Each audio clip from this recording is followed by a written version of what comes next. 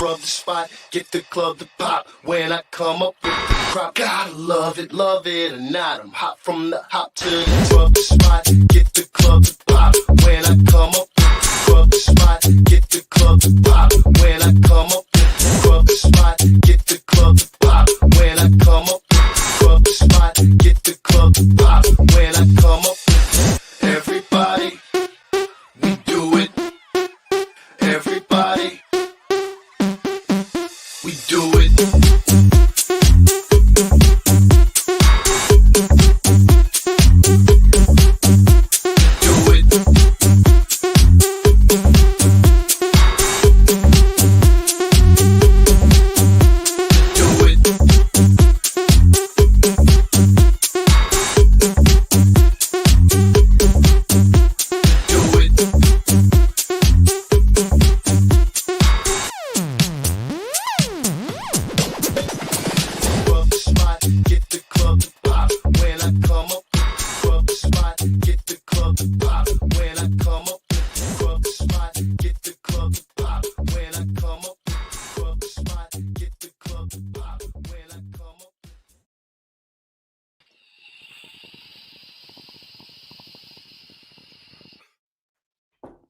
You are now tuned into the coolest reptile podcast in the world. I'm your boy, MJ. What is good? Happy Thursday. Let's roll, baby. Feeling great. Feeling solid. Before we get started, a little tip real quick. Notice some things that I can't help but to mention. People's approach to certain people, man. We talked about this before. A lot of you guys out there need to work on your approach. I feel like it's Bob Smith season right now, man. I don't know how many people I had to block today. So many rude motherfuckers. But then I noticed somebody was rude to the homie Alan Basin. Alan Amazing Basin. Dude's the nicest guy. Helped so many people out. Pissed him off to the point where he was so rude. You ain't got to do that. Alan's a good guy. Work on your approach, people. And to the person who was rude to Alan. I got something to say. I got something to say. I got something to say. I got something to say. I got something to say. I got something to say. Go fuck yourself. Go fuck yourself. Go fuck yourself. Go fuck yourself, motherfucker. Yeah. That's what I'm talking about, Gabe. Shout out to the White Claw, Gabe. That's my big dog in the building. Before we get started, you guys know what the deal is, man. Shout out to the freshest and bestest, the #1 frozen thawed rodent company in the fucking world. That's coldbloodedcafe.com, www.coldbloodedcafe.com. $30 flat rate shipping, anywhere from the day one pinks all the way to the mammoth rats, delivered to your doorstep, baby. So shout out to Cold Blooded Cafe and the team. And then we already know what the real deal is. When it comes to the eggs, man, they go inside of a sim container, and we're going to get down to the nitty gritty about all that. So shout out to everyone who's been using sim containers. Shout out to everyone who's been tagging sim containers. We're going to get into it tonight, and I can't wait. We have our sponsor, people who, the two who've been supporting the channel, who are going to be here tapped in with us tonight, man. I can't wait. So shout out to John, shout out to Alex, the sim container crew. And then shout out to Ashley, shout out to Steven, Focus Cube Habitats. The future of enclosures is here. Man, they're doing big things over there, Flex in Texas. Make sure you guys go check them out. There's somebody you definitely want to make sure you see what they're doing. Instagram page is popping. And like I said, it's the way to go. So shout out to Steven, shout out to Ashley. And shout out to Jesse and the Freedom Breeder crew, man, doing big things. Stainless steel racks. If you got a Freedom Breeder rack, you know where it's at, man. You're already on that step to becoming a professional breeder, or already there, man. So shout out to you if you got a Freedom Breeder rack. You cannot go wrong. Does not lose any value. That's a fact. And then shout out to Miguel Garcia, the big dog himself, supporting the trap. Not only that, supporting so many people in this industry, doing what he can to put people on. This guy is no joke, man. So shout out to Miguel. Thank you so much, man, for not only mentoring me, but mentoring many others out there and leading by example, being a real big dog in this industry. That's a fucking fact, man. So shout out to my boy. And then make sure we don't sleep on US Art, guys. I mean, they're still fighting, man. I heard we just got a big W the other day over some venomous laws, but you guys need to make sure, if you can, go support US Art. Do what you can to support US Art. US Art is fucking going to bat for us. They're battling and doing what we can to keep our animal rights. It's not a joke. So please do not sleep on US Art. If you can't afford to support US Art, make sure you at least talk about it. Put it in your stories, word of mouth. You know what I mean?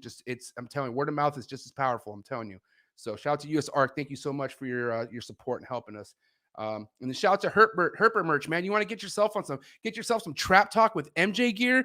You want to get yourself some always evolving Python gears, mad other big dog gear. Go to herpermerch.com. Link in the description below. Get yourself a shirt, coffee mug. There's masks, hoodies, you name it, man. So shout out to Cedric for sponsoring the channel. And if you do want to get your hands on some merch, that's where you go, herpermerch.com. And then first and foremost, man, make sure you do go follow Unfiltered Reptiles podcast on YouTube. We have a lot of heat that's coming out, and I have my two fucking big homies right there, Stephen Cush, Desiree Minot, who are right there next to me the entire way, bringing some sick-ass unfiltered type content to the table. So shout out to them. Thank you so much for supporting your boy MJ. And yeah, man, that's that. What's up with my early birds? Woo! 123 comments. What is good? I know there were some people here earlier, and let's see. I gotta get some shots. The homie Kevin, what's up, Kevin? Forest Pythons Bateman, big homegirl Mindy, what's good? Patreon Savage in the building. Another Patreon Savage. What's up, Jacob? Hope you're ready, man. Another Patreon Savage. Woo! What's going on, Abe? How you doing, buddy? Pacific Rim Serpents. What is good? How are you? Black Smoke Reptiles, how are you? Welcome to the channel, man. Hope you're ready for a good show. Scales, Fins, and Feathers, what is good? I'm looking forward to this one as well. Tyler King, what is cracking, man? Another cool fucking Patreon Savage right there. Alex, what is good? Another Patreon homie. This feels like family to me. What is up, Jason? Man, I got a bunch of real ones in the building. What's up, Hannah? How are you? I can't help but to go ahead and call out my Patreon family. They show me the best support. I'm not even joking. They're always in the building at all my shows and whatnot. So that being said, if you anybody out there looking for some sort of mentorship or guidance or community, go fuck with the Snake Trap Sessions Patreon page. I am capping it out at 100, meaning we have 65 Patreon members now. We have room for 35 more, and that's it. I'm not adding anything else. And we have a Discord where we all get together. We talk, man. There's so many different channels in the Discord that I'm so proud of because we're all in there doing shit, man. We got stuff that's all about chondros. We got stuff that's all about the reptile shows coming, trap barbecue announcements that's going down, you know, all sorts of stuff. So make sure you go check that out. Make sure you check me out on Instagram, mjexoticscartal with an A, not an E. And then make sure you follow the podcast on Instagram, Trap Talk with MJ Podcast. I'm also on Twitch. Shout out to my Twitch viewers out there. Hope you guys are ready for a good show. And then, yeah, man, if you guys are on Twitch, go follow your boy on Twitch. I appreciate it. And I'm on TikTok. What is good? Follow your boy on TikTok. I got sick-ass bell phase monitors and shit eating out of my hands, and they're fucking from Sim Container. So you need to go check that out. I'm telling you right now, TikTok is where it's at. All right? Simple as that. All right, guys, enough is enough. I am ready for tonight. I got my boys who are here ready.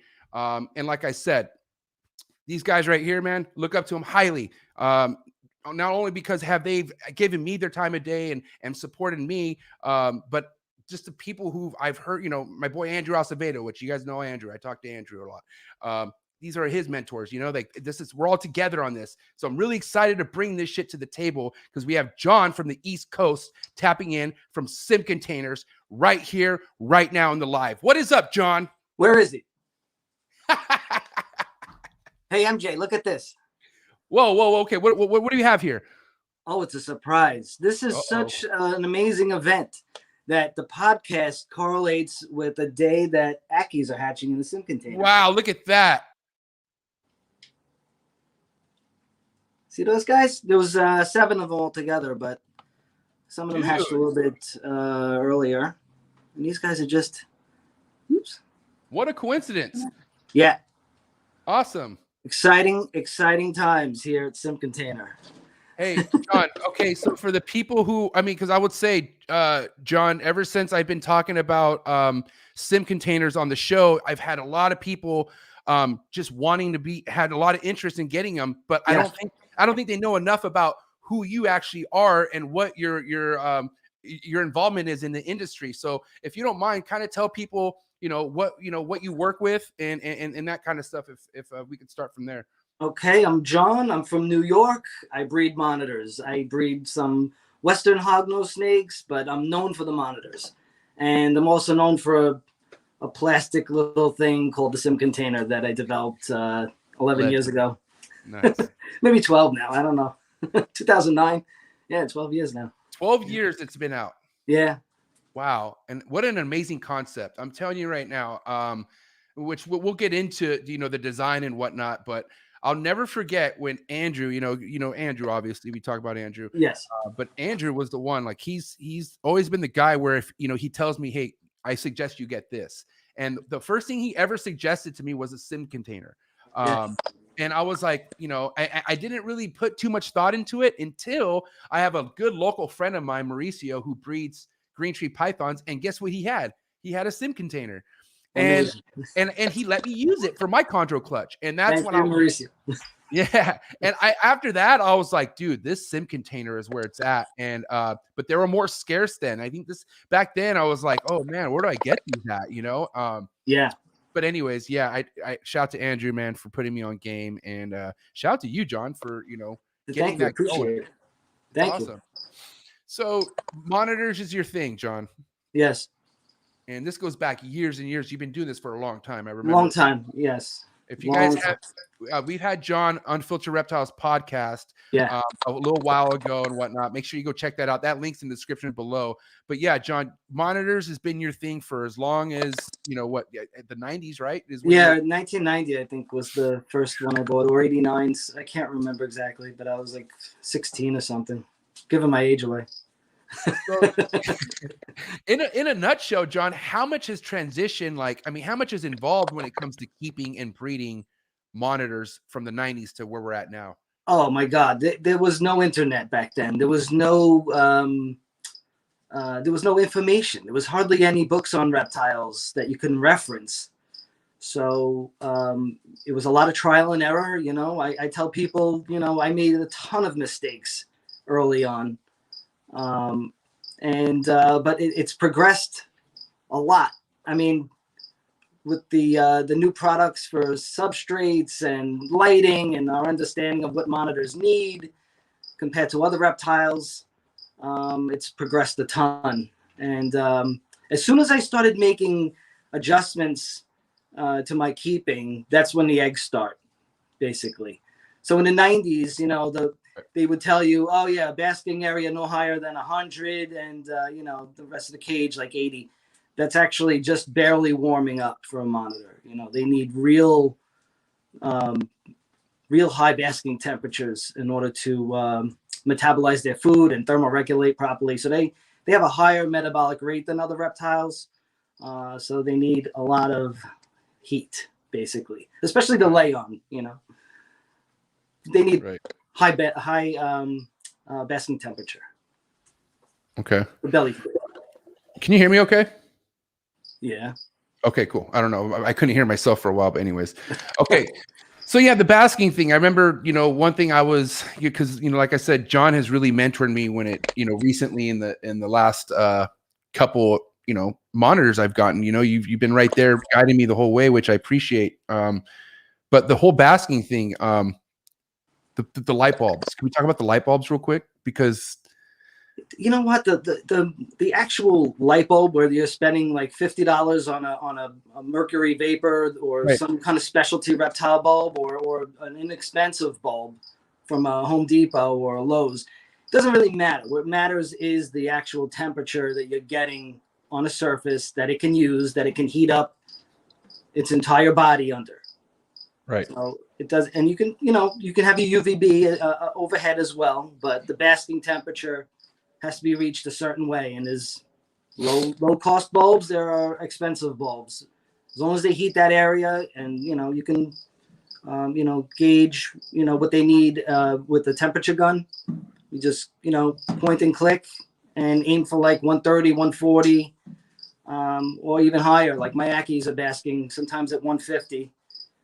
The ambient in the cage is not that high though. The ambient in the cage is 90s to the 80s, and then I shut the lights at night, and then it's it drops a little bit. So it's like on the coolest side at night, it's in the 70s, mid 70s, but no lower than that.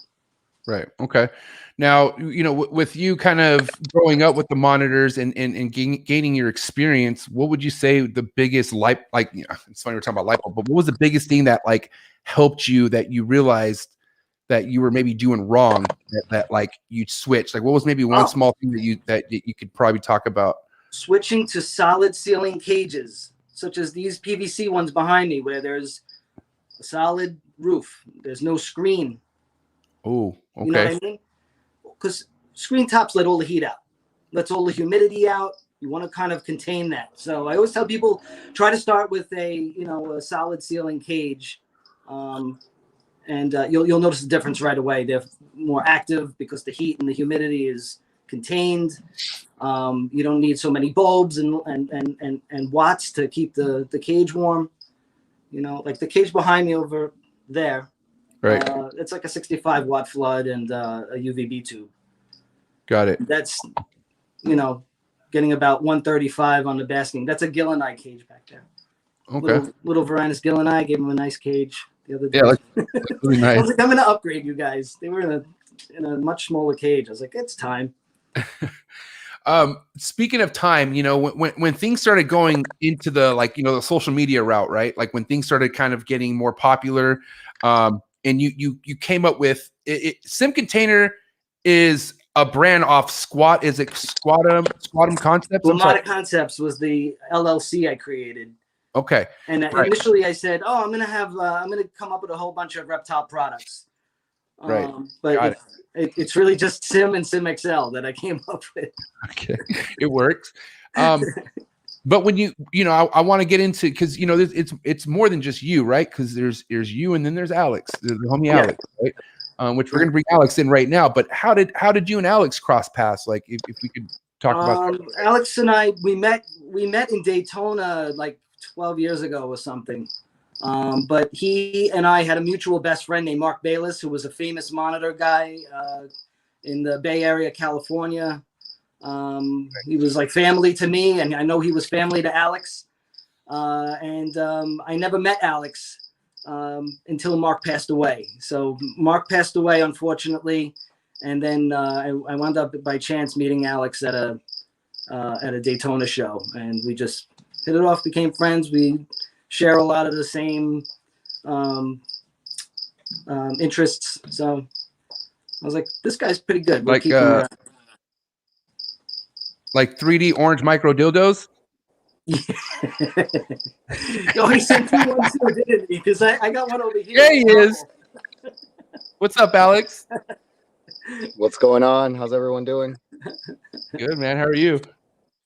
We were just talking about little dildos. Pretty good. Oh, good. My area of expertise, apparently. Well, man, thanks for tapping in with us, Alex. Means a lot, man. It's just like I said, Sim Container has been a really big conversation people have brought to me ever since I talked about it on the show and whatnot. But obviously, Sim being more than just a actual egg box, you guys are into the monitor game, and like I was talking about earlier, Alex, you have been somebody who's been really helping me out and putting me on the right path with success with these fucking beautiful Bell's phase that you're producing, man. So props to you. Thank you. I just got to say. No, absolutely. It's always a pleasure working with people that are just as passionate as we are about these animals. To me, the lace are like family, and the way that you talk about them and the way that you get so excited about them, it's nice to see. It's refreshing to see that other people share those same sentiments towards these animals, because they truly are special. Yeah, 100%, man. And I'm real curious too, because as I was talking to John right now, how far back does monitor keeping go for you? To the late 90s. Yeah, is when I first started with my first Savannah monitor, and then I was still in high school, and I saved up for a ton of months to buy some Ackies back when they were like $1,500 a piece.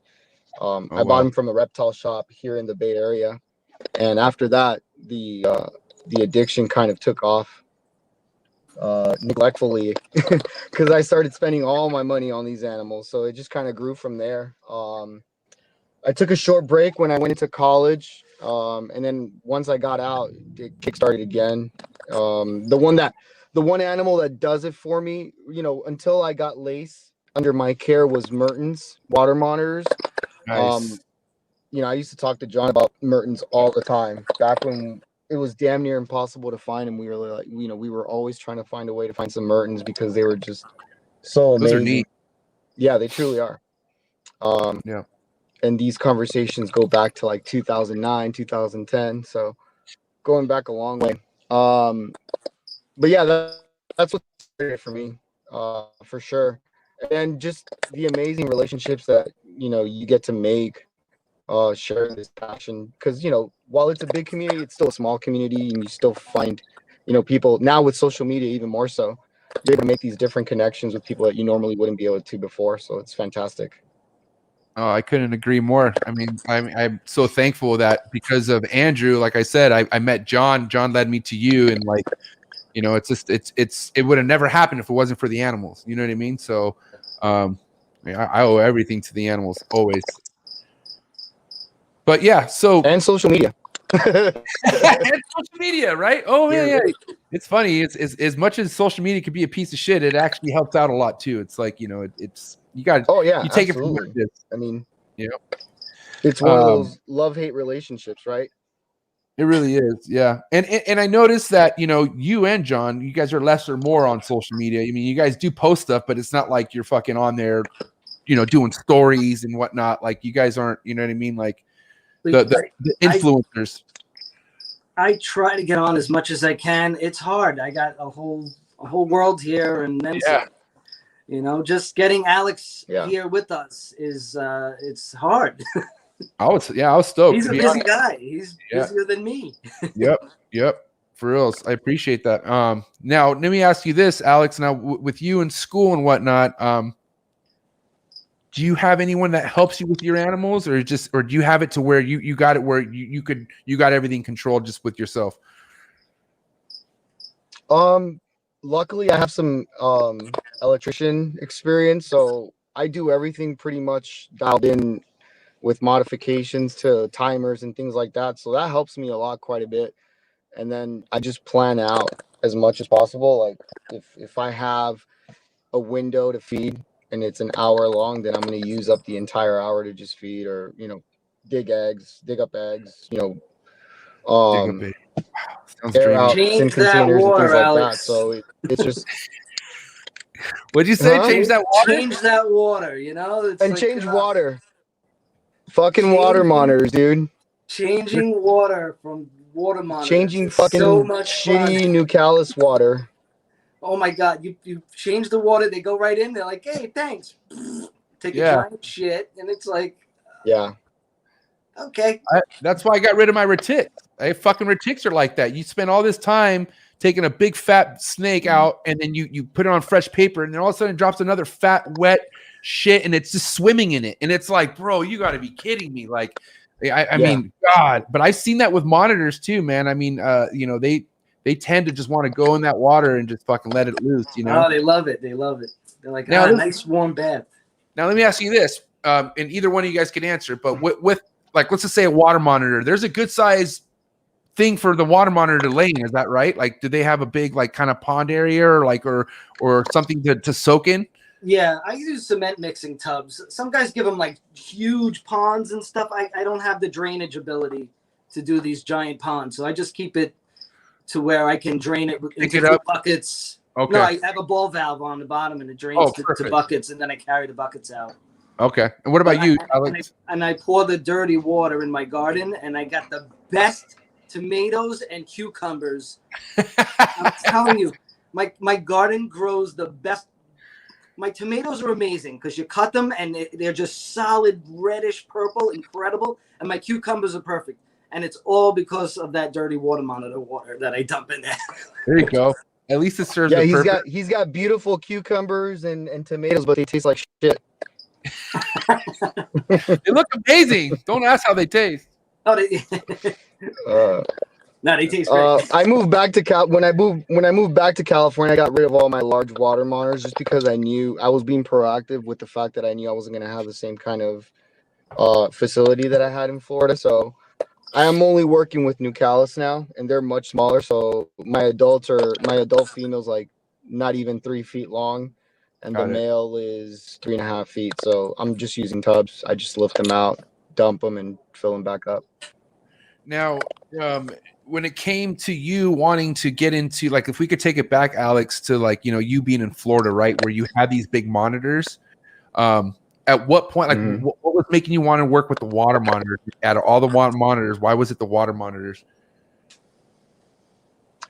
I think it was just because of, just the different localities that did it for John and I. We loved working with high yellow stuff like Sumbawas, like extra special looking Javans, definitely Coming Eye and New Calis. John still has them. We did Black Dragons for a few too, but there's a lot of people working with Black Dragons, so we kind of let that project go to someone else. But mostly because there's a lot of really special looking localities out there. And we wanted to really bring him out to the forefront as much as possible. Some of these species weren't even available up until we started importing them back in 2012.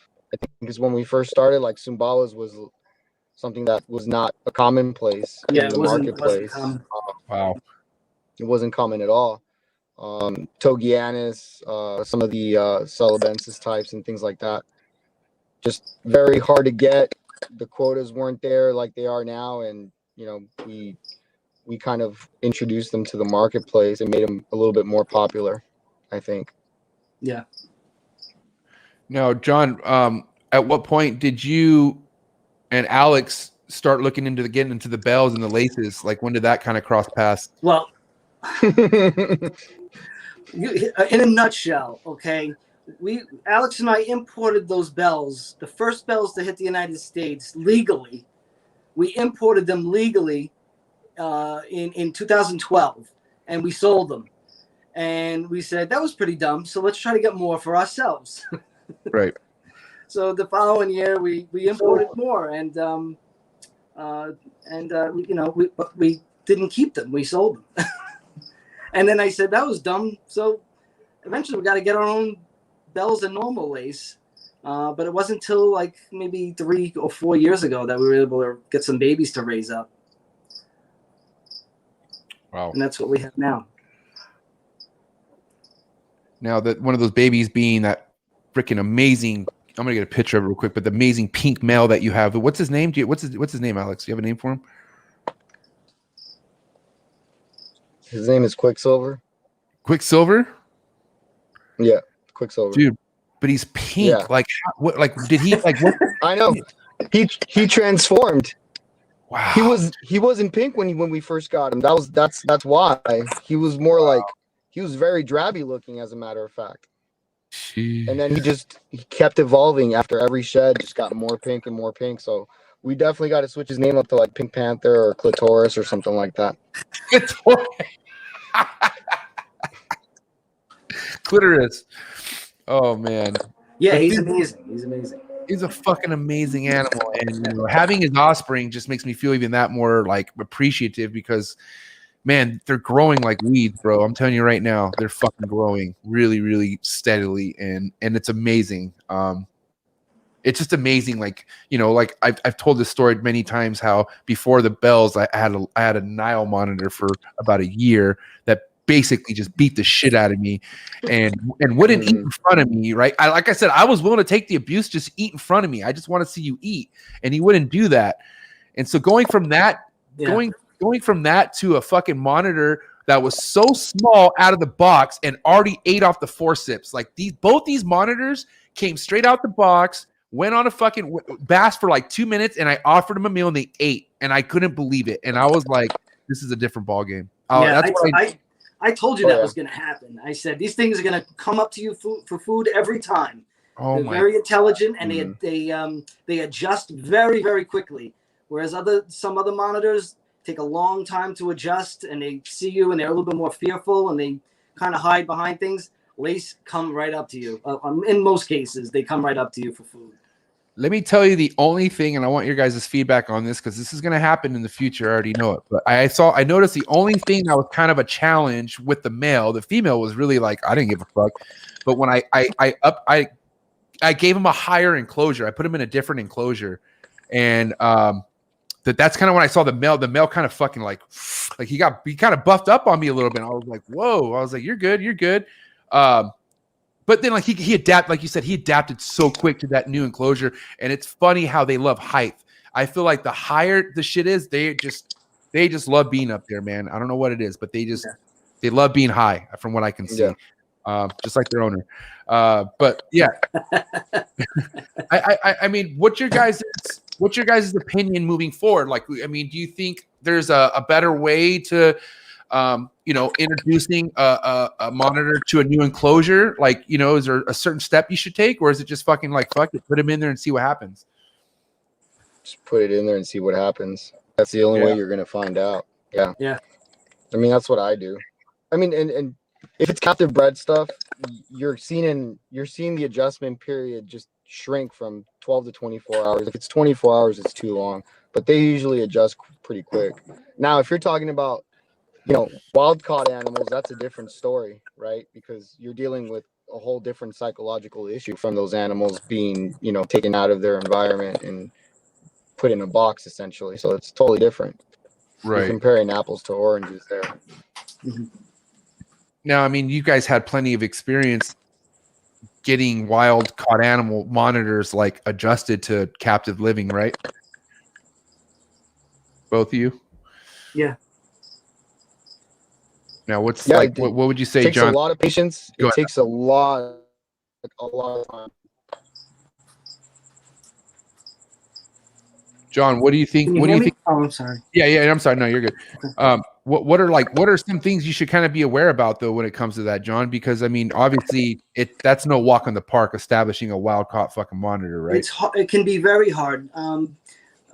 If you're working with babies, they adjust faster. Some of the big wild caught adults take a while, or they don't adjust at all. They just don't take food from forceps. They don't want to be bothered.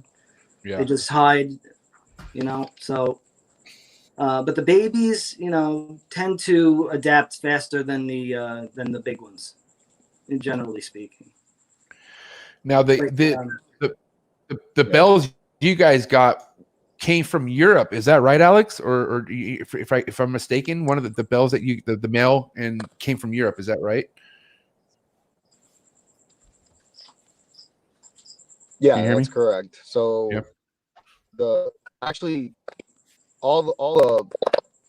can you guys hear me? Yeah. There's a bit of a lag. Hey, Alex, I'm going to suggest something. Go ahead and just exit out and go back to the email I sent you. It should reset your connection, and there won't be such a bad lag. But there's a little bit of a lag right now. All right. Usually that fixes it. Yeah. But you're good, right, John? We're connections. Yeah. All right, cool. But yeah, if I remember correctly, I know when I was talking to Alex about the bells and them coming into your guys's possessions, they came from Europe. So these are European bells phases. Is that right? Line? Yes. Mm-hmm. Okay. These are European bells. Now, were there already bells phases like in the country before then? Like people working with them, or in the United States? I think there was, but I don't remember who had them, and I don't know how many there were. Okay. Can you hear us, Alex? Yeah. Can you guys hear me? Yep, that's better. Yeah. All right. Cool. But yeah, Alex, the European line that we were talking about a while ago about the bells phase. Can you kind of explain what they were doing in Europe, or if you don't mind, tell me a little bit more about? I think it was just animals that were brought in from a zoo, and magically some bells appeared. So, it was like I believe it was a bell carrier that was bred to something else that was possibly a bell carrier. And then bells just started popping up, and it was this magical thing that just, evolved out of nothing, really. Kind of like when you don't expect an albino to hatch from an egg, and it actually does, kind of like one of those things. And then as soon as they became available in the marketplace, because I think whoever started breeding them held on to them for a couple of years until he had the right numbers, and then he felt comfortable selling to the public, and then they all of a sudden appeared, and we took advantage of the moment and brought in the male and a few other normals that were carrying the bell gene. So yeah, which explains why none of my animals are able to produce normal. So, Which, yeah, I also want to talk about that. It's crazy because, you know, I want to add a third to the group, but I want it to be I really want a normal lace. Like, I'm obsessed with normal laces. They're fucking beautiful. Nothing wrong with the bell space. Don't get me wrong. Like, you know, but you know what I mean? You know, like the normal laces. Now, where we at with that, Alex? Like, you need to get a normal, like a different monitor in order to make one, or where are you at with that? I just need to find a normal male that is not in any way genetically connected to my animals or John's animals in this case either, because I think we share some of the same animals from the same lines. So we need to find something totally different and breed it back only to the normals. We can't breed anything back to the bell at this point in time, just for the fact that it could still possibly be a carrier, because of the fact that we brought in so many lace over the last couple of years that we kind of think that bell gene is influencing every single lace out there that came through us at this point in time. So we got to kind of breed it out and start with a male normal that might not have that bell gene and breed it back to one of the normal females that we have and start making our normals that way. But there's still a chance that we could get bells out of those clutches. We just don't know yet. We haven't had the chance to actually bring that to fruition. So we're hoping that we can soon. So what would I need to do then with the mail I have from you if I do want to have my chances of making a normal? Will I be okay with getting just a normal female and putting it to him, or is he going to be so powerful that everything's going to be a bells? No, because the mom is a normal, so you should be able to. Yeah. Sweet. Okay. Cool. Now, John, with you have a lace or two, right? Or how many laces do you have at your place? I have a couple. I have 8 of them. You have 8 laces? Yeah. Oh shit! I thought Alex had a majority of them. So you have 8 laces yourself. Holy shit! Yeah, I have 8 here. Wow. I think that's too many. I like them, so they're gonna stay. I don't blame you, bro. These things are they're like my children. I'm obsessed with them. Yeah. I love them. I have a little female behind me over here. She's just basking. Let's see if I can get out of the way. That's a normal or a That's a normal girl that a friend of mine, Burl Walter, hatched. Okay, so would that be a possible female to breed, like to make? Oh normals? Yeah, she'll be breedable next year, I think. Nice. She's not so big. She's maybe 30 inches or so right now. A little under a year. Really cute. I like her. That's the thing with these lace, man. It hurts getting rid of them. You can't. We sold so many that now it's like we got them. It's hard to let go. I don't see it. I can't. I'm obsessed, bro. The way they sleep, they're like fucking puppies. They're like dogs. Like, I can't believe so check this out. Mac Dre, bro, bless this little fucking guy's heart. He has the same spot he sleeps at on the top of the cork, like the cork would, right? And his head, like he clearly uses it as a pillow.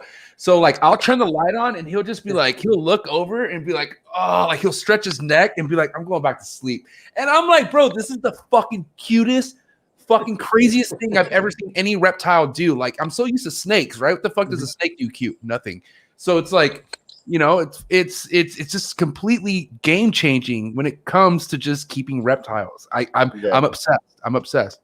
Great. And it doesn't hurt to know that it's the sister species to the Komodo. Yeah. Wow. So they're all very, very intelligent animals. That is the lace, the crocodile monitor, the water monitor, the Komodo, all very intelligent. They're all of them are smart. Even the Ackies are smart. They just happen to be little, but they have the same brain. Like they're still very intelligent lizards. Now let's be practical about some stuff, guys, because I really want your feedback on this. I think I told you, John, this, and you're like, yeah, I told those people to go fuck themselves. But there are like people out there who are like, oh, like you're gonna jump to a lace monitor. Like I don't think you're ready for that type of thing, right? Which, with all due respect, it is a lot of responsibility, but I felt like I was in a good place knowing you guys, talking to you guys and stuff like that.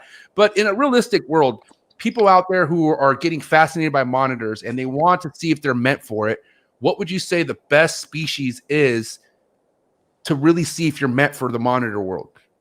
And any of you can answer. A lot of people I see answer that question on groups or in forums, and they always say get a water monitor or get something like I just tell them go for the Ackies. The Ackies do it all, and you can house them in something manageable. They don't get large. They're full of personality, and they do everything in front of you, and they're not hard to figure out. So the Ackies, I would say, would be the best choice for a person getting into attempting to keep monitors. So that would be one that I would suggest. What about you, and Alex? It's not a beginner monitor. It's a monitor. So, it's not like, I want to get a beginner monitor. There are no beginner monitors. They all have high requirements, That looks so good. What the fuck, man? It's delicious. I know, right? I'm sitting in my car. I'm like, oh, this guy's blasting. That's awesome.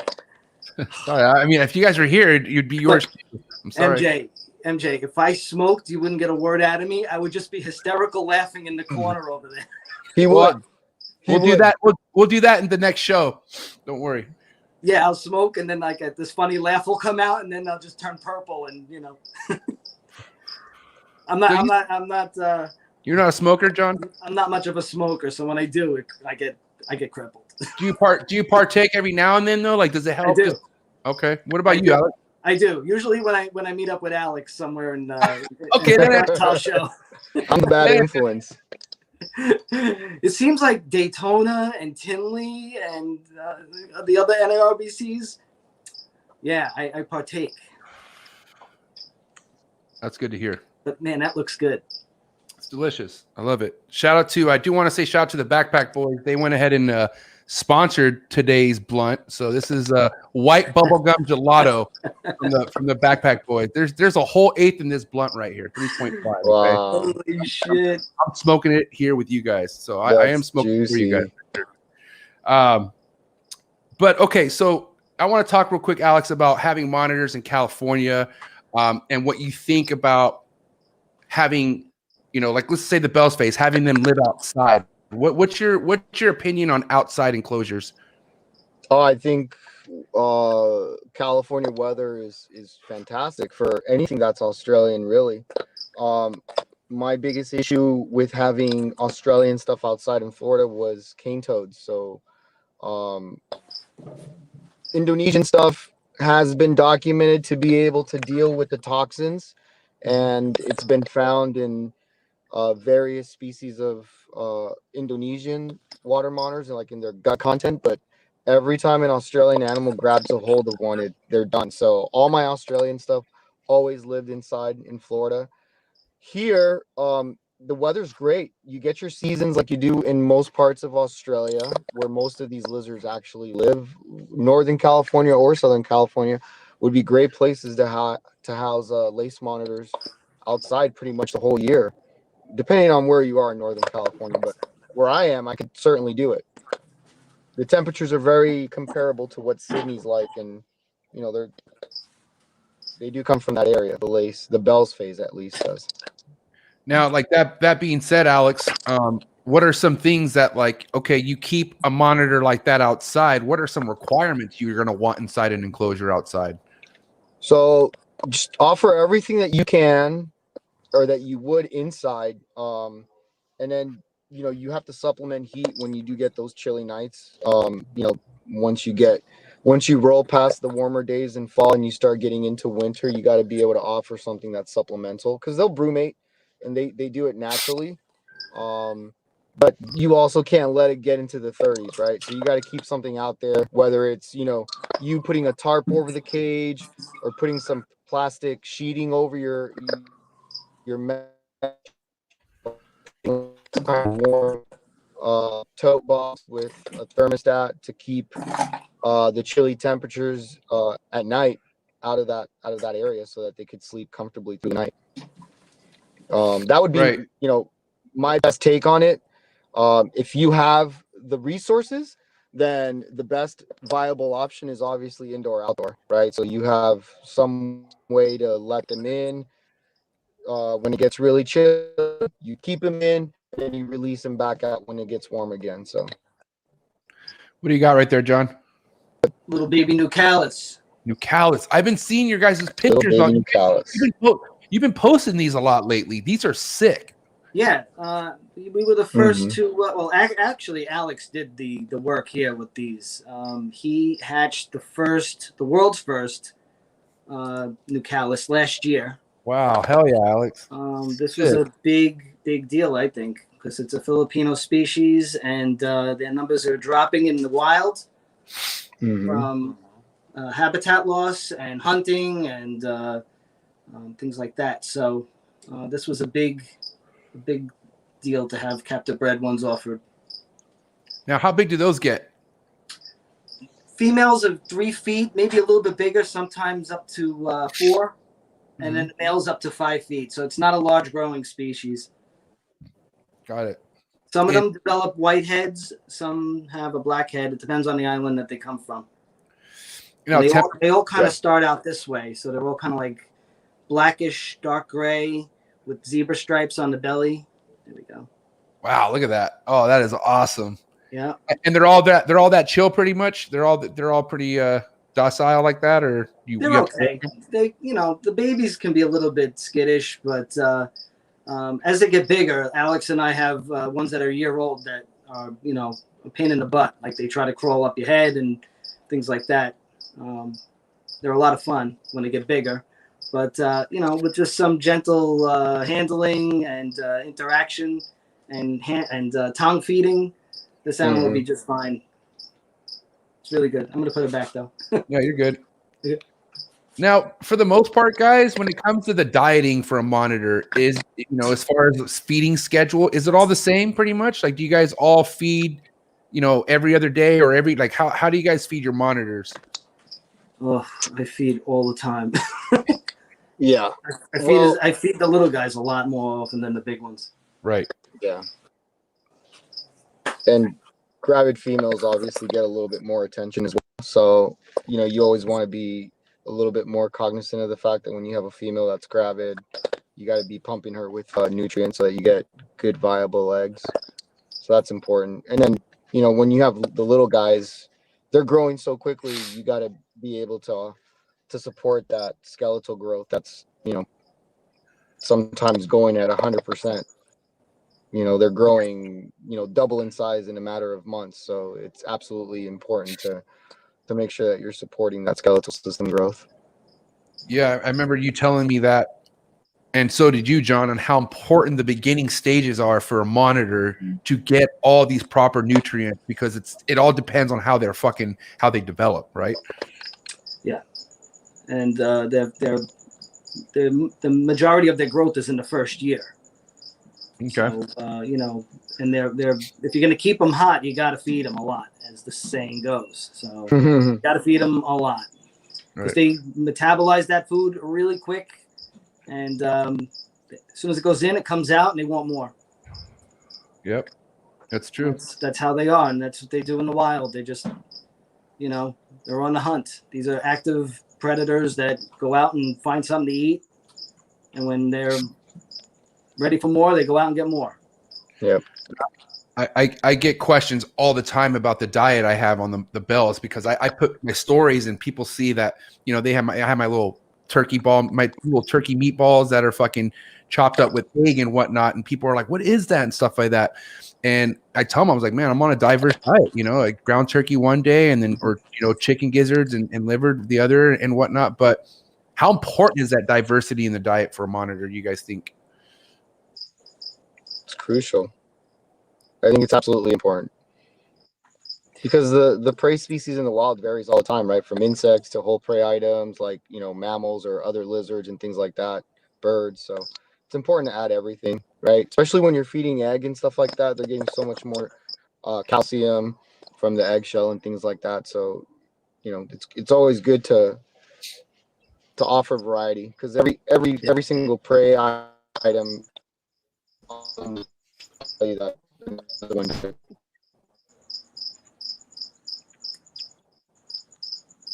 His connection's terrible. You might need to exit out, doggy. I'm in my car, so. Touching on what Alex said. Oh, here you go. Touching on what he said, the variety is important. Offering whole prey item as well as the turkey diet is choice for me too. I do a lot of for the small stuff like the Ackies, the Gillenite, Kimberly Rocks, the Primordius. I'm giving them crickets or dubia. I'm giving them pinkies. I have baby quail. So the bigger animals will take the baby quail, day-old quail. And then, there's days where they're getting, like the big monitors are getting chicken. Or they're getting... like raw chicken? Yep. Yeah. Nice. Or they're getting a whole quail, like an adult-sized quail, or like a medium quail the size of my hand, like for the big lease. Nice. And they would get that, like they would get something like that. How often you think? I'm giving my big lace, the adult quail, about twice a week. But in between that, they're getting other things. They're getting, they're getting eggs, or they're getting. I have mice now. I remember I was telling you guys last time. I was like, I don't have any mice. I haven't really used mice. I'm back to mice. So, so they're getting mice. They're getting quails. They're getting eggs. They get chicken at times, and on that diet alone, they're fine. They're growing. What about having a monitor on a like just a all rat diet? There, you can do it. It's been done. They grow up and they live fine on one prey item. You can raise them up to breed, and the same thing. I just personally like a variety in their lives. I just feel that that's what they eat in the wild, so they're not just getting one thing. Actually, rats are. I would imagine a wild rat is not an easy thing to catch for any monitor. But yeah. Birds and raiding nests and finding geckos to eat, that's probably a far more common prey item for a monitor lizard. Yeah. I can tell you one thing about these fucking bell phases. They are quick motherfuckers, bro. Oh, yeah. They are so fast. Like, I'm talking about, whew, like, I'm like, oh, shit. Like, it startles me, but it's like they just want to eat, and it's like, god damn. It's crazy. A lot of the Australian monitors are fast for food. The lace, the flabbies. Alex, what do you think? Who's fast for the food? Extremely fast. Argus. All of them. Argus. Argus. Yeah, Mertens monitors will propel out of the water with their tail. Like a crocodile. With their arms at the side and leap out of the water for food, just propelled by their tail. They are the most incredible monitors. They're so amazing. Crazy. Mertens water monitors. Yeah. And when was the last time you guys were working with the Mertens? How long ago was that? I had them a while ago. Alex was breeding them for a while, but I had them maybe 12 years ago. I didn't have any luck breeding them. But Alex, Des and Steven have an adult pair. Yes. Yeah. Really cool. I got to see them, and their enclosure is really fucking awesome. But yeah, they love the water, huh? Like those are monitors that love the water, right? Yeah, they hunt underwater. They live in the water. That's their their first home almost. They're in it a lot. Their nostrils are on top of their snout instead of at the sides. The nostrils are on top. So we're talking about monitor keeping this whole time, but how much does the game change when it comes to introducing, like pairing, like when we're talking about, like you have a female that's ready to get bred and you have a male that's ready to bred, and you want to introduce to that level with monitors. Can we talk a little bit about that? Sure. And whoever wants to start, I'm going to use the restroom, but I could hear you guys. So please, whoever wants to start, please go ahead. All right, Alex. So while MJ's taking a giant shit, we could talk about how you can pair up adult monitors to breed. I would just say you need 2 cages. You can't do it in one cage because you got to separate the male. Yes. They can't live together the whole time. Yeah. She doesn't want anything to do with him most of the time. So, and sometimes they will kill the male. Yeah, females are really temperamental with the males around. Protecting that nest, they will kill. So it's important to partition your cages. If you can't have 2, partition it and put the female side with the nest, or have 2 cages, like John mentioned. So if you are crafty and you're out of space, partition your cages so that you don't have those troubles with extra aggressive females that are nest aggressive, I should say. Yeah. But in terms of like pairing them up, you just got to wait for the signs, right? If a female starts feeding heavily and starts becoming really heavy at the bottom, there's your time to put the male in so that you don't lose that window of opportunity, or else she'll develop the eggs without the male being able to fertilize them. So you gotta measure that correctly. Yeah, and a lot of times it's not just like you throw the male in and ta-da, they're gonna do it and you're gonna get eggs. No, it's not that easy. The female's condition is important. Yeah. Whether or not timing she's is everything. Yeah, timing is everything. Now I know, John, we spoke, a little while ago about having to be prepared to separate the male at times. Is that right? Oh yeah. You have to. You can't leave a male in there with a female. I can't even leave a male in with my female Ackies because I don't trust what the female will do if there's a male around after she lays those eggs. She will put everything into those eggs, and she'll put a lot of effort into protecting them too. Same thing with coming eye. When I was breeding the coming eye, my cages were side by side. The male would mate with the female. About they mate for like 5 days or more, and then usually a day or two after that, I would just lock the male into his own cage, and she would do her thing until she laid the eggs. And then after she laid the eggs, she would be up against the glass with her mouth open, trying to get the male. Like she knew he was there, and I knew like if that window was open and she had access to him, she'd probably kill him. And she was only 3 feet, and he was like 5.5, but she would have tore his ass up. Yeah. Damn. So for right now, obviously, with me having a pair that's raised up together, I'm in the clear for right now, right? So right now you are, but eventually you will probably need to have a means of separation, the cage or a temporary housing for him. At what point would you say, John? Like within a year, I would say. Another year from now. Well, how old are those things, Alex? Maybe 3 months now? No, they're older than that. No, they're older than that. So I would say right around 18 months of age is when female lace can become receptive and sexually mature. It's a very aggressive guess, right? But, you usually want them to be like 2 going into their 3rd year before you start reproducing them. But they can do it, right? Because if they're doing it that early, it's because you're doing things right, I guess you could say. So just be prepared. And like John said, either have a separation cage or just partition your cage where you can lock the male out by means of a gate or, some kind of, door.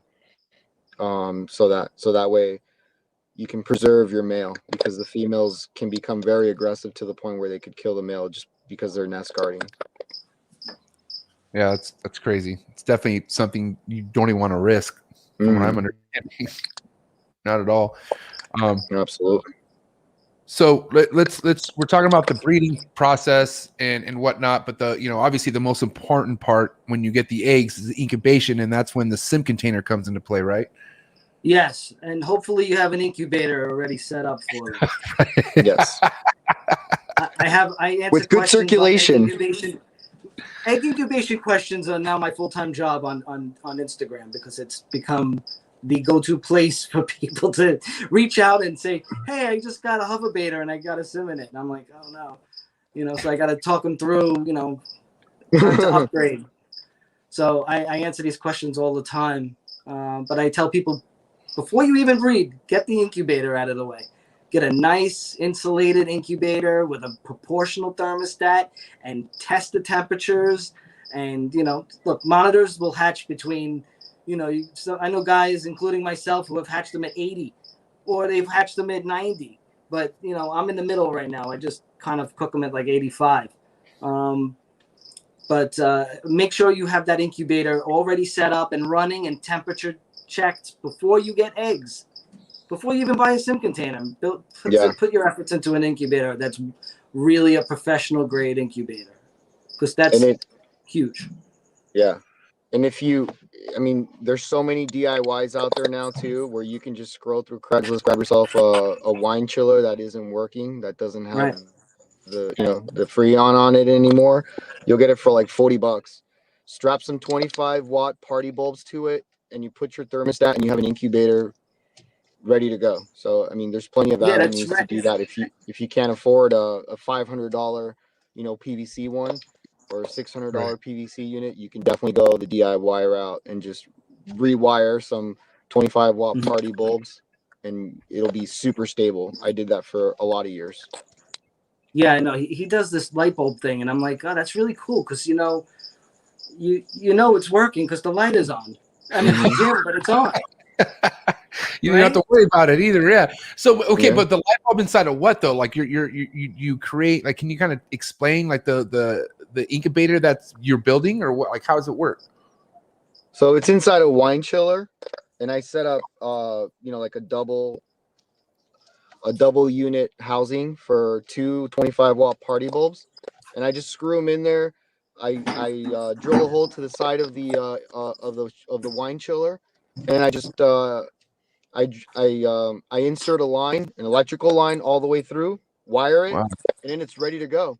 And then just tie your thermostat probe to like the middle of it. If you want to, you can install a fan. Some of them come with fans, and you can use the fan that's already in there.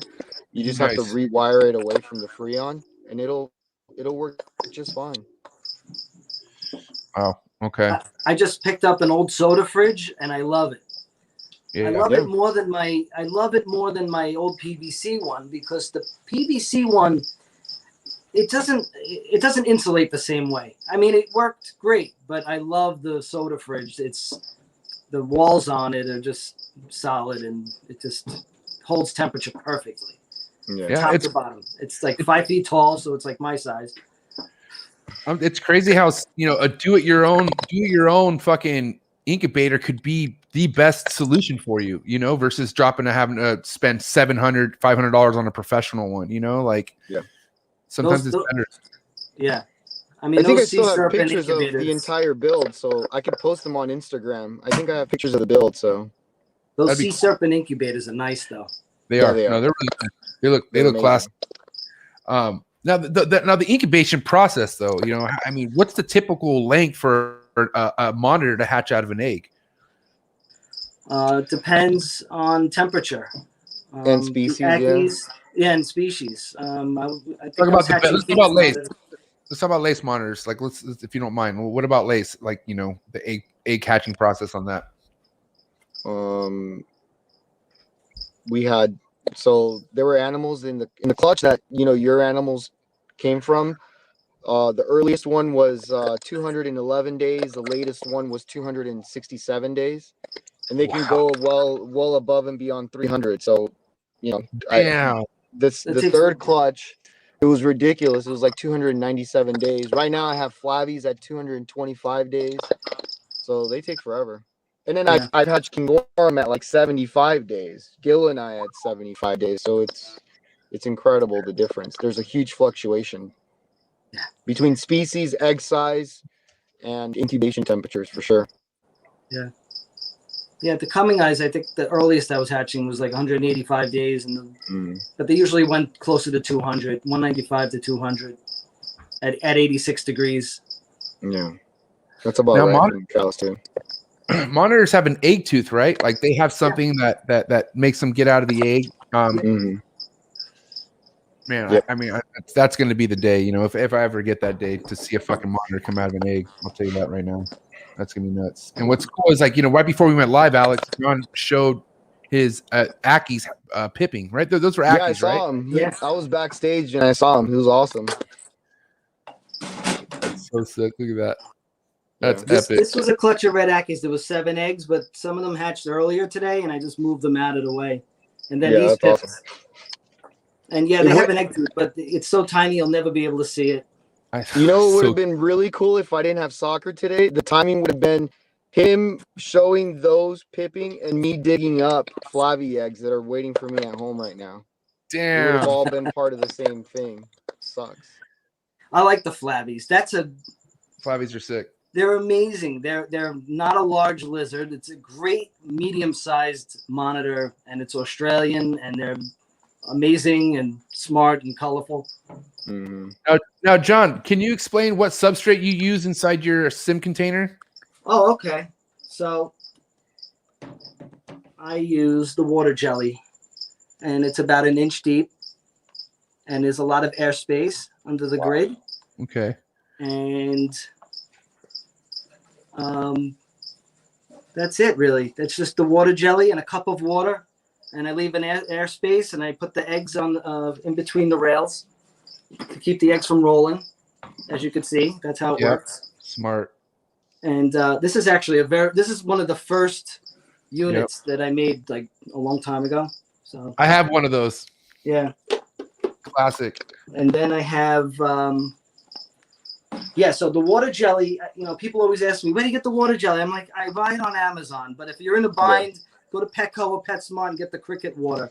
That colorful water jelly, the yellow or the blue one for crickets to drink. It's the same shit. It's just tinted. Tinted, right.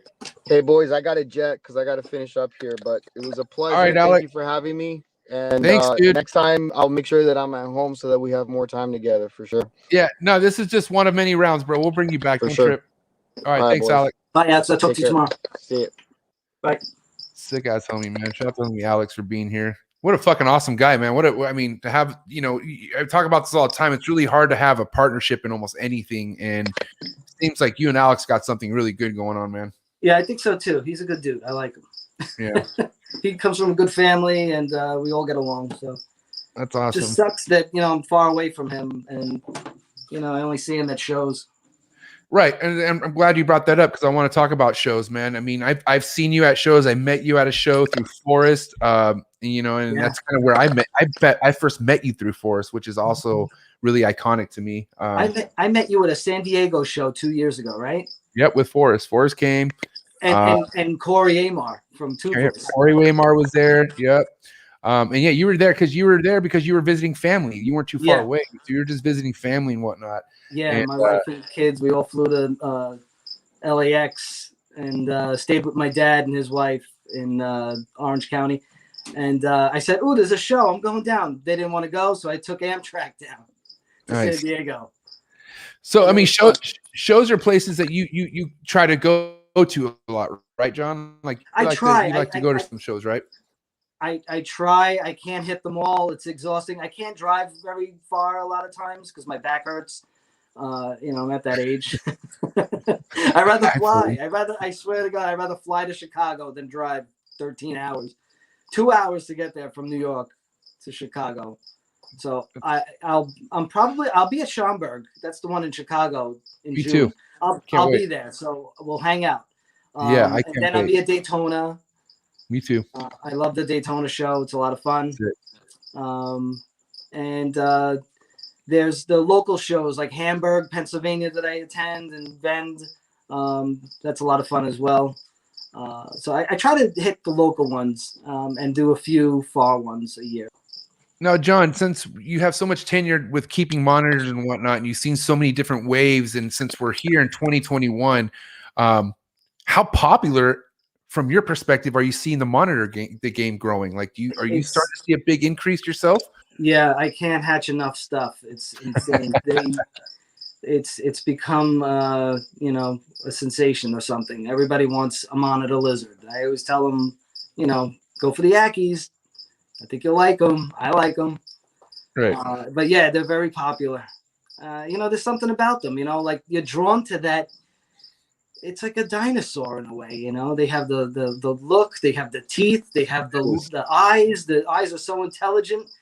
The tail, they just do it for me, I just like them. Yeah, I can't agree with you more. I like iguanas and other stuff too. I just focused on the monitors from a long time ago. It's just what I prefer. Yeah. And it's really not easy. I mean, it's really not hard to fall in love with the fucking monitor once it's in front of you. Because I could tell you right now, man, like my family's, they love the monitors. They come by and check it out, and their jaw drops, bro. Like they can't believe it. Like my dad, man, he's he's fat. Like he loves the snakes, but the monitors just hit him different too, bro. He can't get over it. And yeah, man, I can't thank you enough for setting me up and putting me on game with this shit. You're welcome. It's amazing. When you have room for something else, let me know. I'll send you some Ackies and things. Dude, I'm playing Tetris with my shit now, man. It's like I have to everything matters, you know. And like I told you, I recently about a month ago acquired some Greentree monitors. So I have a Greentree's in a 5x4x3 deep. Nice. But man, what fucking different, bro. Those things are different. They flighty. They've already jumped out. They've already jumped out on me a handful of times. I've had to chase them around the room. Like, dude, they are very quick. What's your experience with Greentree monitors? I've had Greentrees. I hatched Greentrees. Well, actually, I helped my friend who got the eggs and brought them to my house, and I hatched them for him. But tree monitors are amazing. I love them. I don't have any here at the moment. I hope I can fit a project in this year if I can. Black trees, green trees, blue trees. I had blue trees. I had a male that I bought from Anthony Sains in 2009. And I raised it to adulthood. It was one of the biggest blue trees I ever saw. It was 44 inches long. Wow. It was a couple of pounds. Like it was like for a tree monitor, it was like stout. It was big. That's big. And I sent it to Alex because I thought it would do better in Florida, in an indoor-outdoor cage. So I think it eventually died, though. Yeah. But yeah, it was a beautiful animal. I'm seeing a lot more people, breeding them and hatching them now, which is, was unheard of even just 5 years ago. Right. The tree monitors weren't easy to figure out, and now people are figuring them out. Yeah, it's pretty awesome. It's cool too because their diet is, I'm feeding them exactly what the bells are eating. They're eating, the similar. Yeah. Is that's okay, right?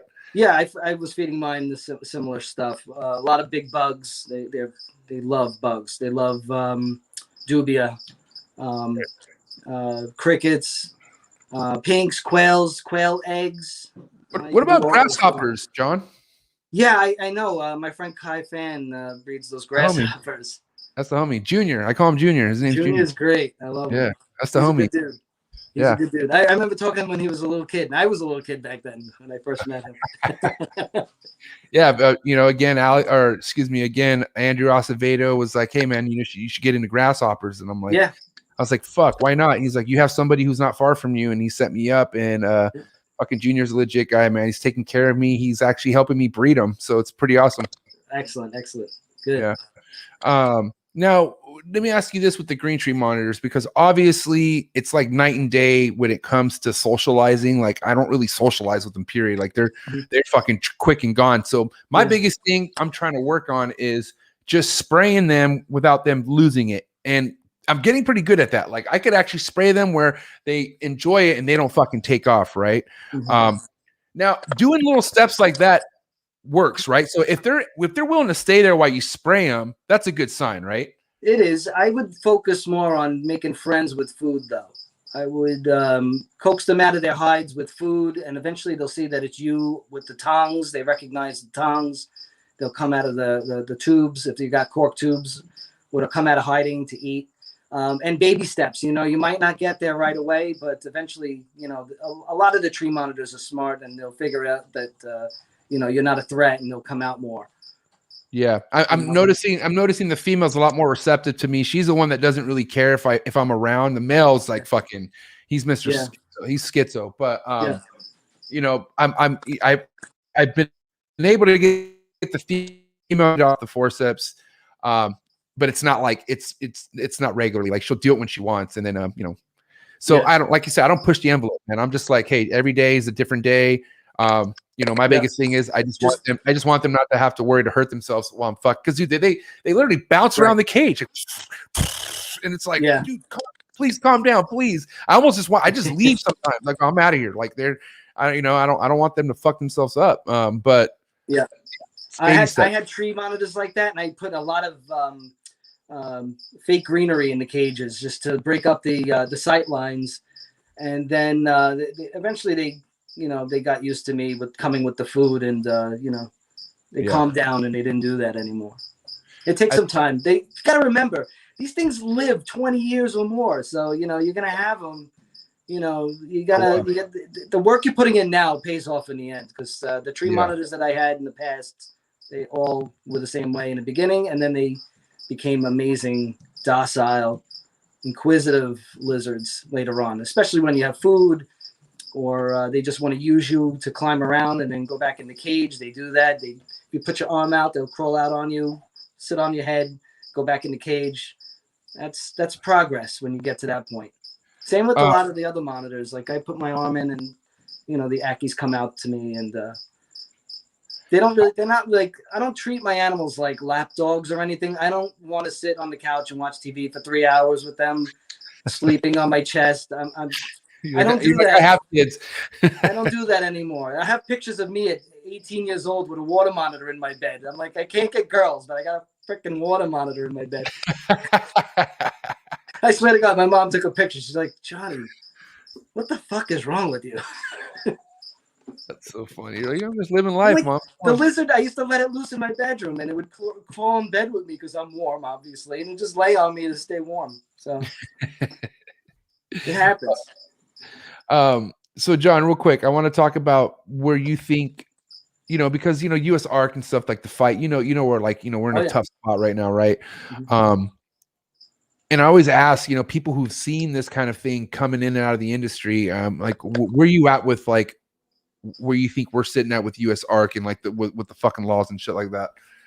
Well, I think the laws and the bills that these politicians are trying to pass are very unfair, and there's not a lot of debate or debate allowed from the herpetocultural side to speak our point. I think US Arc is extremely important, and they need more support than they have at the moment. I think every bit counts, these bills that people are trying to pass, they're just going to keep coming. So we got to be ready for it. Yeah. Because I can't, and I wouldn't know what to do with myself if this hobby, if I was told that I can't keep what I have and what I built, and you know what? And now PayPal is another thing. PayPal, they just shut me down yesterday. They shut down Andrew Acevedo. I checked on Facebook. There's a whole bunch of guys that got shut down, and I'm selling fucking plastic goods. This is a Sim XL. Those are fake eggs. Those are just demonstration eggs. But I'm selling Reptile products, and I got shut down. That's crazy. After 10 plus years of having a legitimate business where I pay taxes on Squamata Concepts LLC, I was shocked that they did that. So, and they were withholding money from people, and they were withholding my money too. And they're not going to release it for 180 days. That's 6 months. That's bullshit, bro. Yeah. Like that's literally messing with people's livelihoods. Like, really Andrew gave up his fucking 9 to 5 to do everything full time for the reptiles. And he had a lot of money in his PayPal account that they're holding. And I know. He told me, he's like, John, I don't know what to do. I want to cry. I was like, I would cry. I would fucking cry. Yeah. I'd be pissed. Yeah. It's bullshit. I am pissed. It sucks. I gotta change my website and how I take payments, and I gotta change things up. Yeah. There's more to life than PayPal. We'll get through it.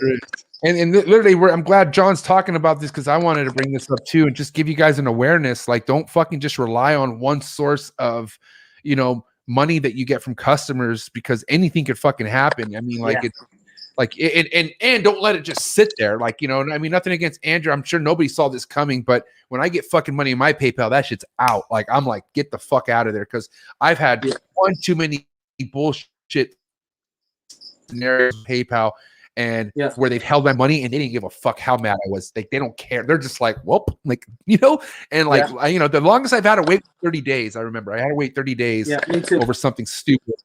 And man, I'm sorry, bro. I remember. Unfortunate. Yeah, so we'll get through it. PayPal. There's other payment platforms that we can work with. Yeah. So I was just surprised, because most of the sales on PayPal are SIM containers through simcontainer.com, and then I I do get live sales through there as well, but they wouldn't know what it is. People don't write, what it is that they're buying. You want A to lot hear of times I tell them, send me money. I'm on Instagram talking to somebody about Ackies, and I'm like, yeah, send the money to the PayPal, and they do, and then so I don't think they would know. I don't think PayPal could know it's a live animal sale. Right. I don't know if you know. I don't know if you know who Sean Gray is, but shout out to Sean Gray. He throws a lot of shows and whatnot, and all his transactions for show money goes through PayPal, and they fucking took that shit. Oh my god. You know what I mean? Like for throwing shows, like it's like, dude, that's brutal. And even you for selling a product, like it's a product, like it's not even a live animal. Yeah. They told me I'm restricted, and then they said I can't use PayPal anymore.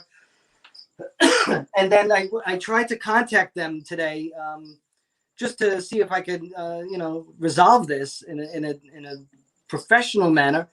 And I got the runaround. So it's, as of right now, I'm still restricted from using PayPal. Yeah, man. That's unfortunate, man. Cause it's, from my understanding, you're the animal, not even the animals, but like sim containers is a big thing for you. You know what I mean? Like that's like, I see how important it is for you, for people to use these things, because it's fucking revolutionary. Like it's awesome. It works. You know what I mean? And for something to have to like stop that from continuing is fucked up. Like it's not cool. You know what I mean? Yeah, it's not cool. And it's plastic. It's a plastic tool, and it's it's made for the conservation of these animals. It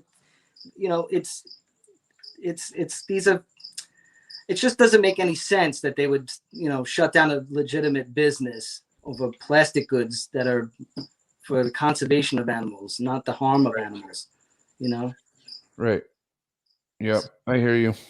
Well, like day by day on that. Let's see what fucking happens. Hopefully shit will just, either way, there's options, right? We already talked about that. We don't need fucking PayPal. PayPal could go fuck themselves, but I'm just saying there are options out there. John, let me ask you a question, man, because I for somebody who's been in this as long as you have, and for you to still give people the time of day, whether if it's an incubation question or if it's me with fucking tons of monitor questions, and you give it, man. But like, have you ever had someone just rub you the wrong way, like just not come at you properly, like, and like, or have that kind of experience in this hobby where you just feel like somebody's approach is just completely off? It happens, especially with social media. They don't, some people are just hiding behind behind their page, that you can't really put a face to their name. Maybe they might say something that they want information, but they don't even say hello. I hate that. Yeah. Say hello, how you doing? It could be like, hey, what's up? I'll take that. But when you just go, yo, you got Ackies? I'm like, I'm not answering that. Like, just be polite. I will talk to you. If I look on Instagram and I check my messages, I don't think there's any messages that I've missed. I try to respond to everybody, and whoever sends me a message back from my story, I tend to send them a smiley face back, or thank you or something. Yeah. Because it matters to me that these people stopped and gave their feedback to something that I posted. I think it's important that I can give it back as a thank you. So yeah. So I try to be. I do my best. I mean, look, like I said, I got a lot. I'm married with the family. I got the house. I got the animals. I got the business. I got the shoe business. So I got a lot of things going on. Right. But I try to always answer everybody and just do that. I think it's important. Now you have your family, man. You have a daughter, right? And then it's two daughters. Two daughters. Yeah. And what are the ages again on that? 11 and 7. 11 and 7. And the What's that like? The youngest one has the bug, man. She loves this stuff. She's not afraid of anything. She just reaches right in, grabs it. She's not afraid of anything. She's been bitten by snakes and Ackies, because she is a little bit, like a little too handsy with them. But I told her, I was like, look, I still have to supervise you. I don't want you, reaching in and grabbing a lace monitor, because that wouldn't be good. but she understands who the males and the females are and who's mating. And sometimes she'll see, she'll see like a female digging. She'll be like, "Oh, Dad, that one's gonna lay eggs," And then she always wants to help when there's eggs to be dug up. So I started filming her digging with me because I saw that. She killed it. Yeah, she's good. She's good. She's not afraid to get dirty. Natural. Yeah, she's a natural, and she's cute. So Oh my gosh, she's it helps. adorable. I need somebody to take over the business in 20 years. It's got to be her. Imagine if you never have to worry about logging in the sim container anymore. Like you're good. Like you don't have to. Everything's taken care of. You know what I mean? Great. It would be great. She's adorable. When she's older, she'll come to shows with me. I know she wants to do it. She's asking me to go now. I said, all right, we'll try maybe at the next like White Plains, New York show or something. I can't. The problem with a lot of these shows is I'm behind a table. I can't just stop what I'm doing and take her to the ladies' room. So when she's older, I'll take her. Respect. I love it. She likes everything too. She loves and wants everything. I can tell you right now, if it's one thing I respect when coming across people's accounts is them sharing their passion, with their basically their mini me, but then you see that passion is in them too. Like it's matching them. You know what I mean? And God bless. I'm sure there's a lot of people that want their kids to be into what they're in, and sometimes it just doesn't work like that. But when you have a kid that's naturally got the bug, like you said, and it's there, oh man, it's awesome to see.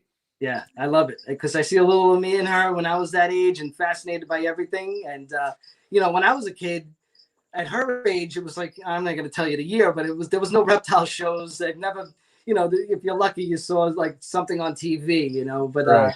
I was always fascinated with the local stuff, like catching frogs and garter snakes, near my house here. Right. So that's how it started for me, even at younger than her, like catching toads and garter snakes. So yeah. Now she has it. Now we're going to next weekend go out and try to catch some garters and DKs. Oh, nice. Because it's starting to warm up now and whatnot, right? So things are starting to come out. It's like low 70s today and tomorrow, so it's getting there. Perfect. Yeah. So John, I have a wrap-up question for you, okay? Before the hot seat questions, but I want to know what you feel like a big room of opportunity is for a lot of people who already keep monitors out there. Like, do you have any piece of advice that people could maybe concentrate on or maybe put more of a focus in that already keep monitors and that maybe you see that it's being overlooked or anything like that? Yeah, I tell people that already have monitors and maybe they have them set up, a certain way. I always tell people to concentrate. If you have a female monitor, give her a means of a nest. Because they hit an age where they're going to want to lay eggs. And unlike other reptiles that can scatter eggs all over the floor and people go, oh, yeah, you got eggs. A lot of times with the monitors, that kills them. They held on too long and then they lay a few eggs and, a lot of them don't come back from that. So concentrate on the nesting for them. They're going to want to nest in something deep and something humid. And they're not too picky on the substrate. You could do sand, you could do cocoa peat and sand mix, you could do straight cocoa peat, you could do topsoil. People do a whole bunch of things, and the tree monitor people as well. They give a variety of different substrates, including sphagnum. But for like the rock monitors, the bigger rock monitors, like the white throats, black throats, they'll nest in dirt, in sandy dirt, as long as it's humid and warm and has a sense of security. So it's either like a full cage nesting. They'll tend to dig something, in the ground fairly deep, sometimes down 2 feet or more for the big monitors.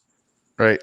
For the Ackies, I tell people, if you can't do full cage nesting, up to a foot or more deep, then try a controlled nest box, something that is a large tote with a lid with a hole in it and fill it all the way up and, put damp sand in it or cocoa peat and sand mix, keep it in the middle of the cage where it's warm.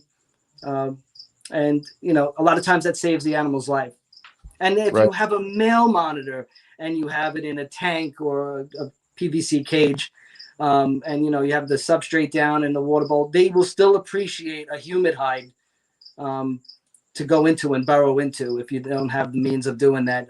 Same thing, get a tote, put a hole in it on the lid, fill it all the way up. Because these monitors will spend time in that dirt, buried into that dirt, burrowed into the dirt, in order to maintain their water levels so that they don't dehydrate. Because if they're in an open air cage all the time and it's really hot, a lot of times they don't want to be exposed to that heat. So they want to go into someplace dark and cool and humid. And that's what they'll do. They'll go into the tote and they'll hide in that. And that'll keep them from dehydrating. And it works great. Now, let me ask you this, because, you know, mine obviously are, you know, they're little. So, but I noticed inside the hide box that all the dirt is pushed to one side. For who? The lace or the trees? The lace. The lace, yeah. Yeah. The female's always the one I catch in there all the time. She's always the one chilling in there. Yeah. But I noticed I went in there because every now and then I'll spray and I'll just put my head in there, and like literally it's like a hill. Like she made like a hill. Like it's pretty cool the way how they can mount things and do what they want in that dirt. Yeah. I mean, when my monitors lay eggs, a lot of times they'll start with a hole and then they'll go down and around in a circle. And if you check out the videos of me and Natalie digging up eggs, you see it's the like tunnel. a fun game where we start at the hole and they're like, where did it go? Oh, it went this way. And makes I saw that. You're like, oh no, you're like, oh, it's here. And then she's like, no, it's over here. It's over here. It's epic. And she's got little hands, so she gets in the hole and she goes, oh, I feel the eggs. And they're like, we're having fun with it, you know. It's we are having a good time with it. So and if you're not having a good time, then something's wrong, right? Totally. And who doesn't like getting babies, you know, to hatch? Like, here, look. Remember those eggs that I showed you before? One of them is now out of the egg. Oh, that is neat. And it's just sitting right there, moving around. I see it. That is so neat. So what I do is after they hatch and they're in this container, I'll check their bellies to see if the belly button healed up. That thing closes up within hours sometimes, and then they're ready for a cage to raise up in. And you put them all together at first, right? I do. I put them all together. They usually start eating in a few days. I leave a cup of small dubia. A lot of times I go for the dubia, or I'll give them dusted crickets. Give them dusted crickets like within a week. Nice. I'll throw some in. I won't flood the cage with a lot of crickets though. I'll give them like 1/2-inch crickets and see what they do with it. If they don't do that, if they don't touch that, then they're probably going to start with the dubia. Right. And then once they start eating, then they're good. Because once they start eating, they tend to continue eating and growing very, very quickly. And within months, they're, you know, a third grown in the first 3 months or so. Bitchin'. John, I actually did have one more question, and I want to hear it from you. Okay. Okay. I come to you. Yeah. And I'm like, hey, I hear all these things about a sim container. Why should I use a sim container? Well, for one, it's easy. It's easy to set up your eggs to hatch in a sim container versus weighing water and substrate and mixing it together and then burying your eggs in something that, you know, you might not be able to tell what the egg is doing under the dirt. So the sim container, you have a little bit of water on the bottom. Your eggs are exposed. The container is clear. You could see through it. You could watch your eggs develop. And when they hatch, they don't have dirt and shit all over them. Like, I hate seeing people hatch these monitors or snakes or anything, turtles, and they're covered in vermiculite or they have perlite in their eyes. I'm like, that's not very cool. So, you know, I like seeing them hatch and they're just clean, nice and clean. You know, the shell is nearby. They're in a nice, safe environment. They can't get through the grid. And so that's what I tell people. You know, this is an easier way to hatch eggs, and it has all these cool features, such as, you know, being able to see into the container. And you want to know what never gets old, John, is seeing fucking those chondro clutches hatching out of. Oh my god! Dude. I gotta say something. I want to say thank you to you, and I want to thank all the chondro people that came out of the woodwork to try this product, and they love it and they believe in it, because I see your pictures and I think you're amazing. And the same with the ball python guys, who are, ball python guys tend to be a little hard to convert. Like, I'm stuck in, you know, I do it this way, and, you know, I'm going to Home Depot and I'm going to go get the diffuser grid. I'm like, okay, But we still have 2 heavy ball python breeders who are going to do a feature on the Sim Box here pretty shortly. So I think once those come out, I guarantee a lot of ball python people, and once they see I who it hope is, so. I think so too. I mean, I love seeing ball pythons hatch in this container because a lot of times the ball pythons hatch and they're all different morphs in one clutch. So it's like a basket of like Easter eggs in a nice clear container. Yep. I could tell you right now, I have 65 Thank you, Andy. I have 65 awesome Patreon members, and I can tell you right now, all of them have a fucking sim container, dude. They all talk about it. My homie Josh, he just had his first clutch out of his sim container, and it's beautiful, man. I'm telling you right now that the small things you just mentioned that the sim container has, really has a huge effect when you're looking at the egg and it's your first, even if it's your first clutch, you're just like, oh my God, look at everything that's happening. It's an experience. Sim container is an experience. 100%. It's an incredible experience. And now you have this, the last 2 years with this big clear one, it changed everything because the previous examples of it were like a different kind of plastic. You couldn't see through it. So now it's like glass. You know, you could really see what's going on. And I love that. And I know people like it too. Hell yeah. And you see those crocodile monitors hatch? Yeah. Wow. Yeah. Tom Crutchfield hatched one croc monitor in it. I saw that. And but that was from a Partho clutch, right? Yeah. Yeah. And it's crazy. Like the amount of animals that have, look what I fucking just found a cricket on my back. Maybe that was the one making the noise this whole time. It probably was. Oh my God. Land of the crickets. Land of the crickets. John, this has been an amazing hour and a half, man. I can't thank you enough. Like I said, this has been overdue. I've had a lot of people ask you, hey, please bring John on, bring Sim Container on. And you know, we made it happen. Finally brought you on for the round 1. And many more rounds to come, John, because you're a knowledgeable guy, and I'm sure I'm going to get a lot of great feedback, and people are going to want to know more. So we'll bring you back on again, John. So I appreciate it. Thank you. I'd love to come back. I don't mind. This room I'm in is all Ackies and dwarf stuff. So the next time I do the show, I'll do it from inside of a bell lace cage. Yeah, I got big one. Yeah, I got a big cage that we'll just hang out. It'll look like I'm in the jungle. It'll be a lot of fun. And maybe they'll come out and play while we're in there. I think that'll be something to look forward to. It would be good too because Alex will be in his room, so we'll have both you guys in your guys' room. So, all right, John, hot seat questions. Okay, got to hit you with the hot seat questions before you go. All right, you ready? All right. Okay, all right. So hot seat questions for my man John, Sim Containers. John, I don't need no explanation. I just need you to spit out the answer. Okay. Okay. All right, here we go. Hot seat questions. Frozen thought or live? Frozen thought. Egg cut or no cut? What the hell is that? Egg cut or no cut?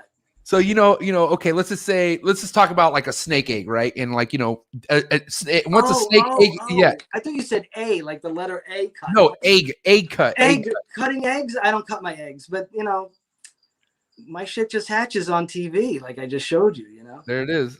I don't have to cut them. They just hatch in right in front of me. You're a pipper. Got it. Respect. Big flexor or no flexor? Oh, big flexor. Yes, that's what I'm talking about. Baseball or football? Ooh.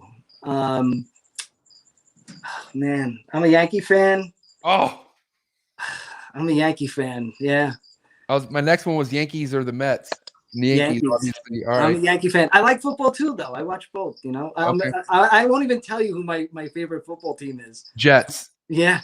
I knew it. I fucking knew it. The goddamn Jets. That's epic. Hopefully they have a better year.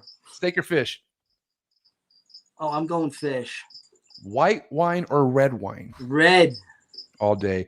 Favorite thing to cook?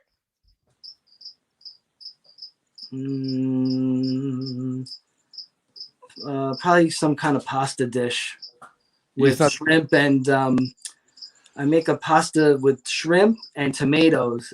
Ooh. And I put hot chili pepper in it. It's a spicy shrimp linguine. It's so good. I'll make it for you one day. Okay.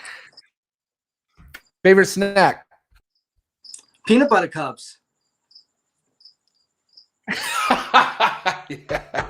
Well, what about the snack Andrew put you on game with? What is that thing Andrew introduced you to? Oh, peanut butter sandwiches with honey. Yeah. Yeah, they're peanut butter and honey sandwiches. And I gotta say, like, in New York City, there's a lot of green markets, and there's a lot of guys selling honey, and you can get different flavored honey depending on where their hive is in relation to flowers and certain trees. So you get different flavored honeys. So I put that on my peanut butter sandwiches now, exclusively. I don't even touch jelly anymore. Van Halen or Sammy Hagar? Oh, Van Halen all the way. Panama, All right. come on. Eminem or Machine Gun Kelly? Eminem. I'm older, so you know. I like MGK too, though. So he's okay. West Coast rap or East Coast rap? East Coast, Wu-Tang, baby. Oh yeah, there we go. All right, little word association. First thing to come to mind: milk, Chocolate. cocoa, Huh? cocoa, Quick. stuck shed, Humid hide. substrate, Leaf litter. Instagram trolls. Suck. One has to go forever, and I mean forever. Instagram or Facebook? Which one is it? Facebook. Goodbye. Mic drop. Let's go. Good This shit, was so John. much fun. This was it.